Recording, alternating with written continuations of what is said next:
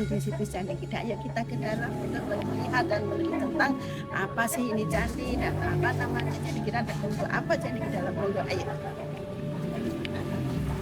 Ada taman bunga melati, ada bunga kenanga juga ada, bujuk merah juga ada, dan ini masih dibuat untuk ini, untuk ritual, karena kegunaan bunga melati ini kenanga masih identik dengan acara-acara sembahyang, acara ritual juga untuk beribadah, istilahnya nyekar atau berdoa di ini candi ini ada 3 struktur, yaitu ada kaki candi, ada tubuh candi, juga ada atap candi.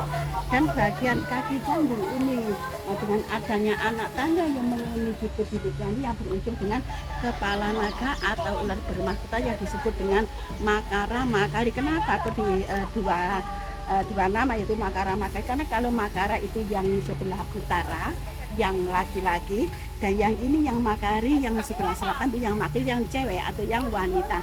Karena apa? Kalau kita melihat sekilas kayak sama, tapi nggak sama, lebih gagah daripada yang ini yang sebelah utara, itu makanya Makara. Dan ini Makari itu yang wanita karena di sini ada anting-antingnya, Mas.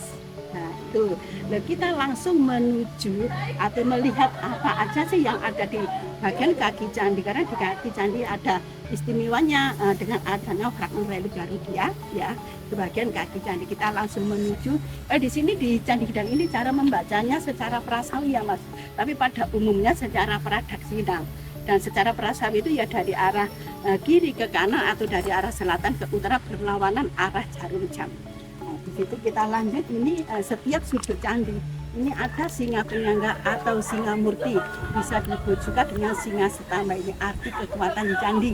Kalau tempat duduk namanya Padma. Dan di sini di bagian kaki candi dan tubuh candi itu adanya dengan ini fragmen relief yang ini Mas ya. Ini adalah ornamen medalion yang berbentuk bulat, yang berbentuk seperti ini namanya Purnakumba ya. Yang kayak gitu yang ini namanya Purnakumba, yang bulan namanya medalion. Kalau setiap sudut sama Mas namanya. Kita langsung menuju ke bagian relief yang pertama, monggo.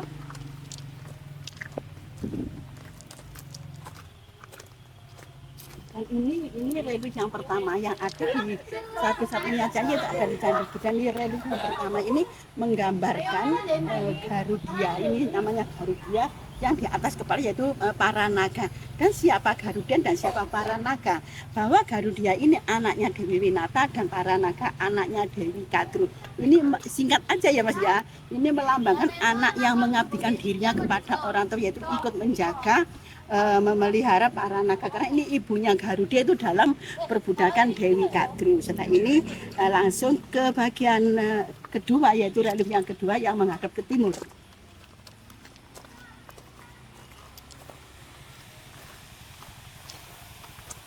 Ini relief yang kedua ya.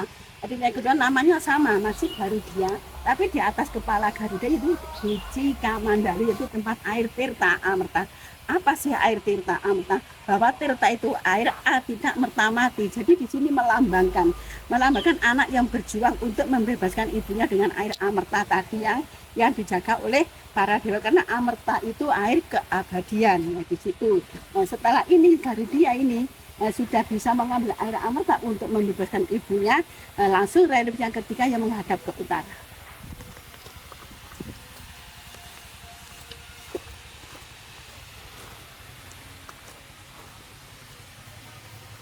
Ini relief yang ketiga, ini yang menghadap ke utara.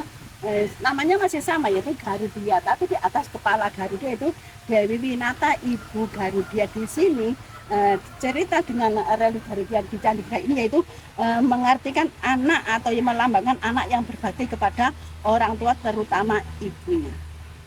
Ya, ini sudah bebas ibunya dari perbudakan. Ini intinya Garudia membawa ibunya kembali ke kayangan atau ke surgawi. Ini bagian kaki candi. Kalau bagian tubuh candi lain lagi. Kalau bagian tubuh candi, ruang pusat atau bilik candi sebagai tempat patung Anusapati yang berwujud jiwa yang sekarang ada di Museum Belanda. Lengkapnya Museum Tropical Royal Institute Amsterdam Belanda. Kenapa kok ada di sana? Karena dulu kita belum merdeka, masih di bawah purbakala Hindia Belanda. Nah, di situ bagian tubuh candi itu ada ruangan kecil-kecil, maksudnya namanya relung. Ya, relung bagian depan Di kanan kiri pintu masuk ke bilik candi tempat patung Nandeswara dan Mahakala. Kalau relung yang menghadap ke utara tempat patung Durga Mahesa Suramardini, relung yang menghadap ke timur tempat patung Ganesha, dan relung yang menghadap ke selatan tempat patung Siwa Mahaguru. Tapi sayang semua patung itu sudah nggak ada pada tempatnya, tinggal nama dan tempatnya saja.